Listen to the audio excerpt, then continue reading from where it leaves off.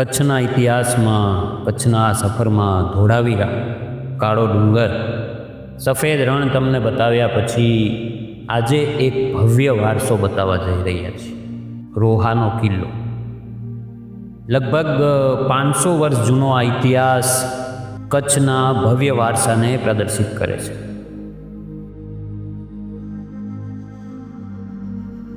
નખત્રાણા તાલુકાના રોહા ગામની સીમા પર આવેલો આ અદ્ભુત કિલ્લો ભુજથી લગભગ 45 કે 50 કિમીના અંતરે આવેલો છે અને રોહા જાગીરનું મુખ્ય મથક માનવામાં આવે છે.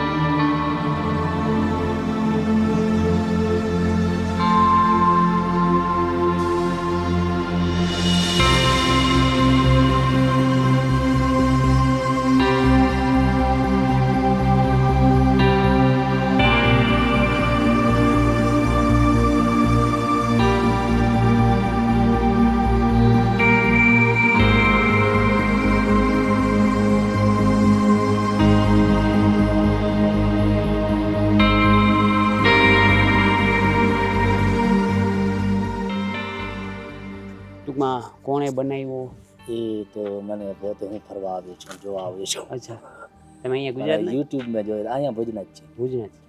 બરાબર, યુટ્યુબમાં જોઈએ. હા હા. આમાં કિલ્લાઓનો ઇતિહાસ છે ને ઘણા લોકોને નથી ખબર. હા, તો અમારી ટ્રાય એ જ હોય. હા, બરાબર. કે બધાને કહીએ કે સાચો ઇતિહાસ શું.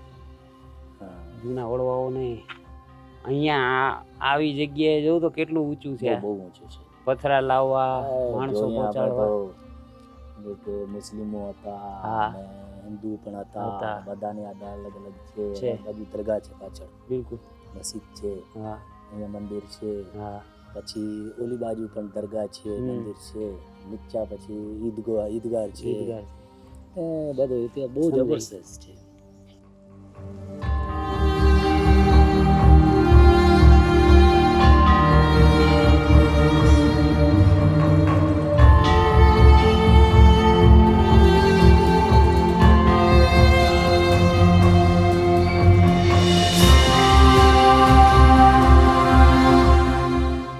આજે ખંડર બનેલો આ કિલ્લો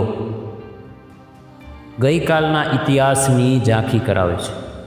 અદ્ભુત બાંધકામ, અદ્ભુત સિમેટ્રિકલ રચનાઓ અને આપણા વડવાઓ આ સમય કરતાં પણ, હાલના સમય કરતાં પણ કેટલું એડવાન્સ વિચારી શકતા તેની ઝાંખી કરાવે છે. રોહા જાગીરનું મુખ્ય મથક ગણાતો આ કિલ્લો આજે ગુજરાતના આર્કિયોલોજીકલ સર્વે દ્વારા સુરક્ષિત કરવામાં આવ્યો છે અને ગુજરાત સરકાર દ્વારા પર્સનલી આનું ધ્યાન રાખવામાં આવે છે. આ ભવ્ય ઇતિહાસ, આ ભવ્ય વારસો ભૂલાતો ના જાય તેવી કોશિશ આજે અમારી રહેશે.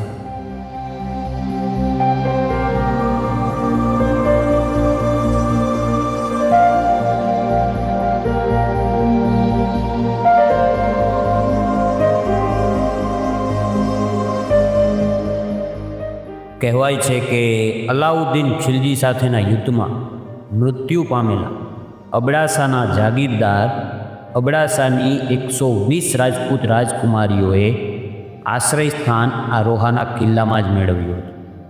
પછીથી તમામ રાજકુમારીઓએ પોતાનું ચરિત્રહીન ના થાય તેના માટે મુગલોથી બચવા માટે આ જ સ્થળે સમાધિ લીધી હતી. તેથી આ સ્થળને સુમરી રોહા તરીકે પણ ઓળખાય છે.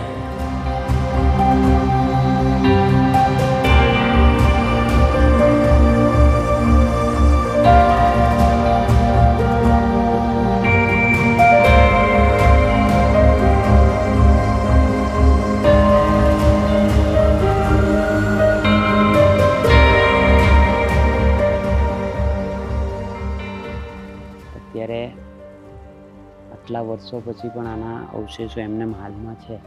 ત્યાં ઉપર ઝરૂખા છે, સિંહની આકૃતિઓ છે, હાથીની આકૃતિઓ છે. અહીંયા 2 પિલ્લર જેવું છે, તેમાં મંદિરની આકૃતિ છે. બહુ જ સારું બાંધકામ છે.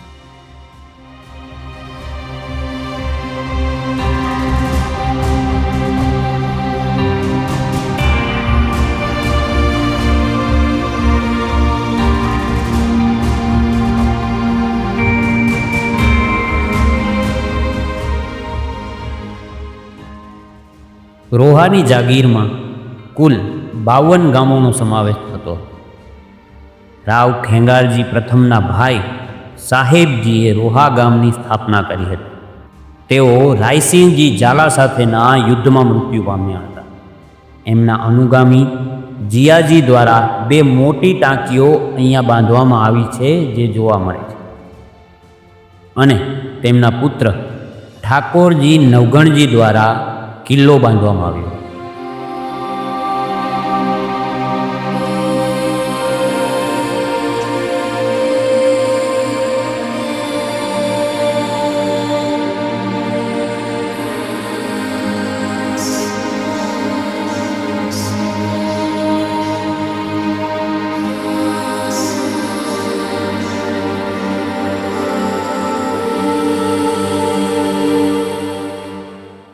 ગુજરાતના પ્રખ્યાત કવિ કલાપીએ રોહાની ટેકરી પર શાંત અને રમણીય વાતાવરણમાં અનેક કવિતાઓ લખી છે. રોહાના મોર અને અન્ય પક્ષીઓ હજુ પણ મોટી સંખ્યામાં આ ભવ્ય વારસાને ઉજાગર કરી રહ્યા છે.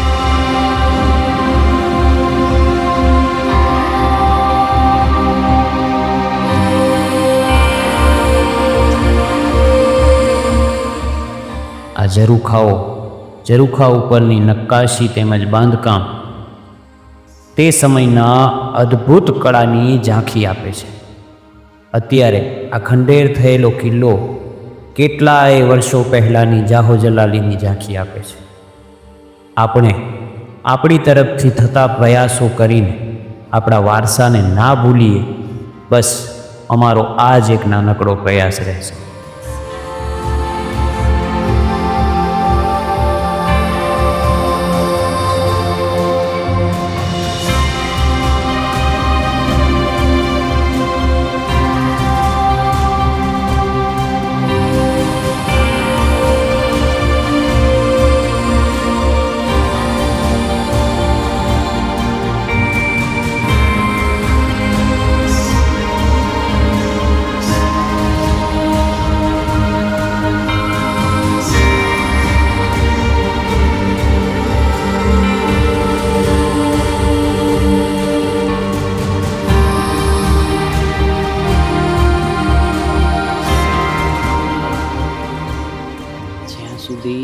મને લાગે છે ને ત્યાં સુધી આ ભાગ કિચનનો હોવો જોઈએ, કારણ કે કચ્છ સૌરાષ્ટ્રમાં પાણી રાખવા માટે પાણીયારા જોવા મળે છે.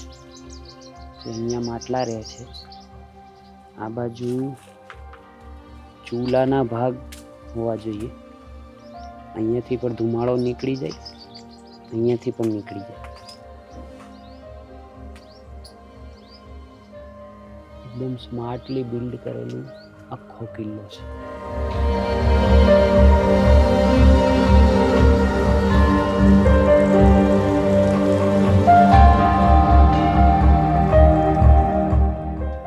બની શકે કે આ રાણી ચબૂતરો હોઈ શકે. અહીંયાથી જે સીધો વ્યૂ દેખાય ને, બહુ જ જબરજસ્ત દેખાય છે. ઉપર ચડીએ પણ આ એક જ દિવાલ છે ખાલી, બાકી કંઈ જ બચ્યું નથી.